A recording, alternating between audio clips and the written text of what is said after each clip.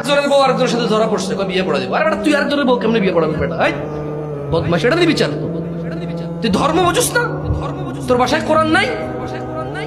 আরেক বেটা বিদেশ আছে, ওই বেটার বউ ধরা পড়ছে একজন লোকে, বিয়ে পড়া দে মাথা কামাই দে। এটা দিয়ে বিচার তোর? হ্যাঁ, তোর ঘরে ডাকাতি করলে তুই কি বিয়ে পড়া দিবি, মাথা কামাই দিবি রে? আরেকজনের বউ বিয়ে দিয়ে দে। কত বর্বর সমাজ! একটা মানুষ নেই প্রতিবাদ করে।